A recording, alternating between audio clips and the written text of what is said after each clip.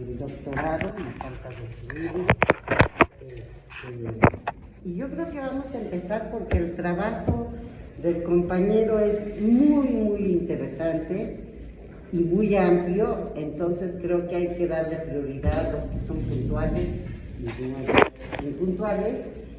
Y entonces empezamos con el maestro Alonso Posadas Macful, licenciatura en filosofía, maestría en psicoanálisis, CEPSIMAC. Si tú nos dices qué significa. Centro de Estudio Psicoanalítico Mexicano. Ok, de Aguascalientes. Tiene premios, primer lugar, concurso literario, cuento, punto de partida. Publicaciones, el Quiche, ensayo psicoanalítico Aldus, de esto encuentran mucho material en internet. Y hoy nos va a presentar la estructura de la división política, ensayo psicoanalítico, que está editado por Letra Viva. Te cedo la palabra, Alonso, porque es un trabajo muy amplio, muy interesante. Bueno, pues 3 minutos antes de que se nos acabe el tiempo te voy a pasar este papelito para que vayas cerrando. Muy bien. Y ahí nos lo cerramos. Perfecto, muchas gracias. Bienvenidos, qué bueno que están aquí. Gracias por venir. Pues bueno, el trabajo se llama La estructura de la división política y para, digamos, entenderlo muy rápidamente en nuestro contexto nacional, me gustaría preguntarles si ustedes tienen una idea de por qué. No lo menciono yo en mi libro, pero como para la presentación me gustaría, para acercarlo muy rápidamente, me gustaría preguntarles si ustedes tienen una idea de por qué unos aman y otros odian tanto a Andrés Manuel López Obrador. Esto no es un problema, digamos, de la ciencia política, o no es un problema que vaya a solucionar la ciencia política, es un problema afectivo. Entonces, para mí es un problema psicoanalítico.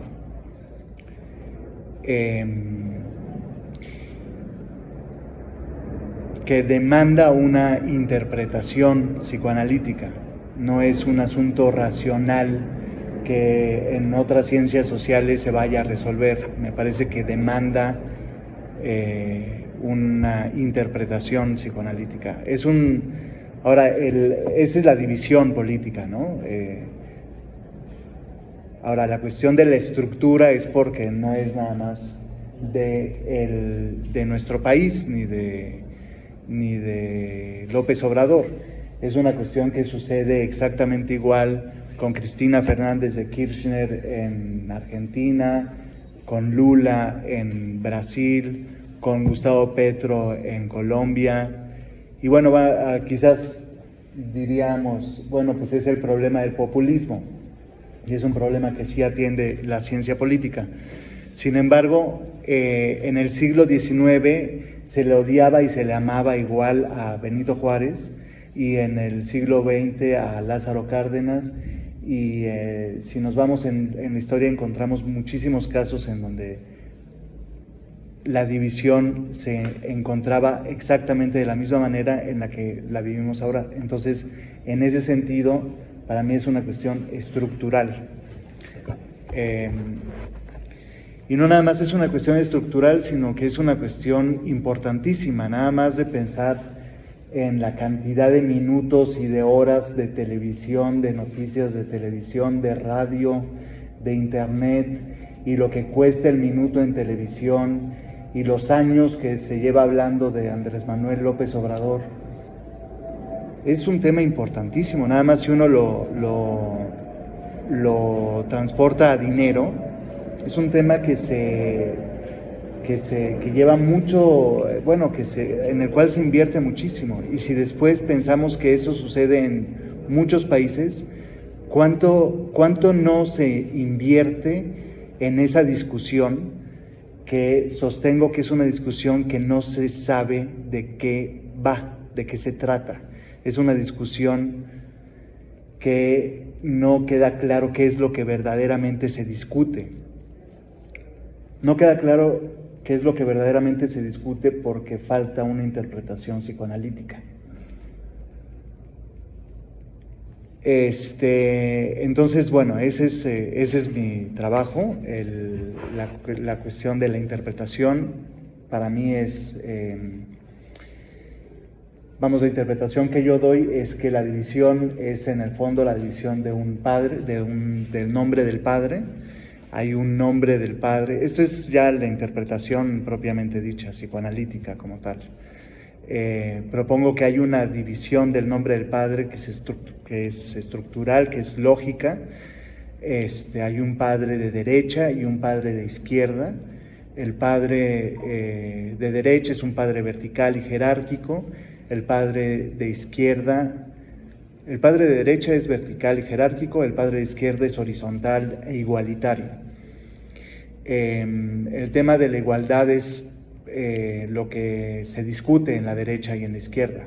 Es precisamente lo que la manzana de la discordia, acorde con Norberto Bobbio, que es un politólogo que hace todo un estudio sobre qué es la derecha y qué es la izquierda.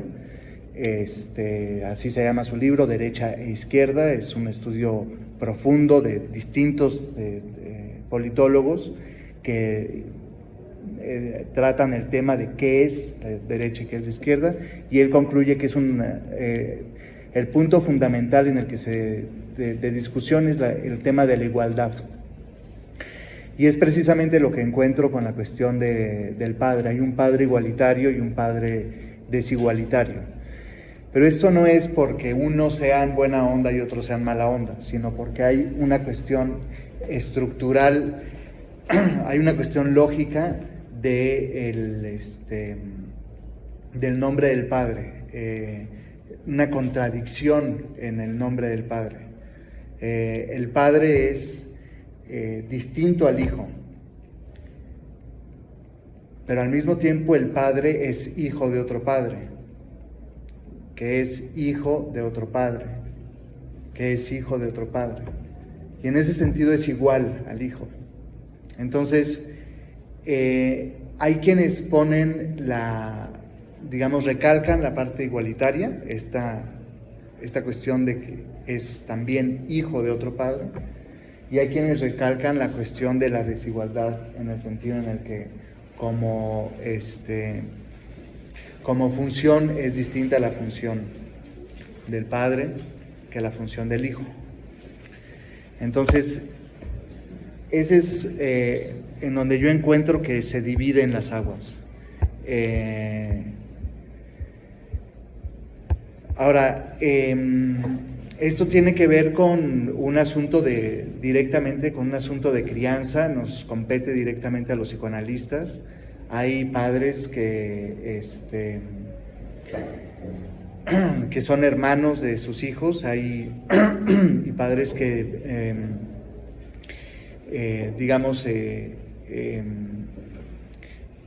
padres que dan miedo y padres que no dan miedo.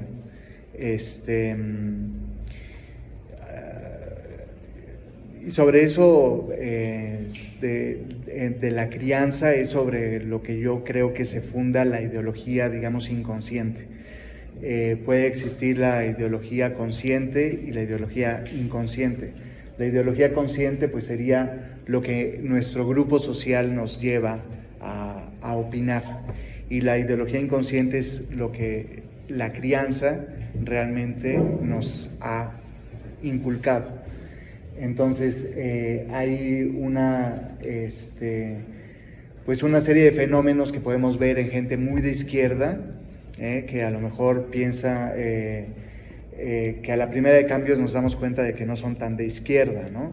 A lo mejor porque trabajan en universidades en donde lo bueno es ser de izquierda y se reúnen con grupos en donde lo bueno es ser de izquierda, y en su casa no son de izquierda, ¿no?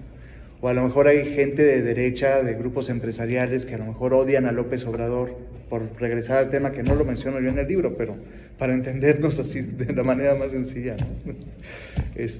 Perdón por la facilidad, pero bueno, Hay grupos de derecha que a lo mejor odian a López Obrador, de dientes para afuera, pero a lo mejor no lo odian tanto y a lo mejor terminan trabajando para la Cuarta Transformación. Hay casos, de hecho, hay casos de gente que ha pasado por eso. Entonces, esto sería marcar un parámetro en el cual podríamos decir,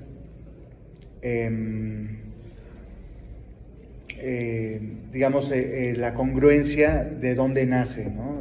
Más allá del discurso, de que unos se acostumbran a hablar bien o a hablar mal, pero más allá de eso, hay algo que siempre se mueve y que podemos determinar desde el psicoanálisis, y es prácticamente la aportación pues que considero más importante del libro. No sé qué otra cosa podría calcular aquí con el tiempo que me falta, pero hay discusiones muy particulares que se pueden leer desde este parámetro, desde estos principios que descubro, y por ejemplo es la discusión entre liberales y demócratas. Los liberales que se dicen liberales y uno piensa que están en contra de los conservadores, o sea, por ejemplo Enrique Krause o ¿cómo se llama? Qué sé yo, todos estos liberales, ahorita no me viene a la mente, Vargas Llosa, etcétera, que se dicen liberales y uno piensa, bueno, si son liberales es que están en contra de los conservadores, pero trabajan para la derecha estas personas, trabajan para la derecha y como con estas herramientas podemos ver en qué es en lo que se diferencian. Los valores liberales generalmente están muy acordes con la ley, la aplicación de la ley, los derechos humanos, pero no están a favor de la soberanía popular, de la igualdad entre gobernantes y gobernados. Entonces, si no están a favor de la igualdad entre gobernantes y gobernados, con esto que yo estoy planteando, estarían evidentemente en la derecha. Y en la realidad también lo están porque trabajan para la derecha. Entonces, con eso cierro. Muchísimas gracias. Damos la bienvenida a Armando Escandón, pero el tráfico ni nos digas. No, pues, gracias. Qué bueno que me invita a tener que agradecer el tiempo.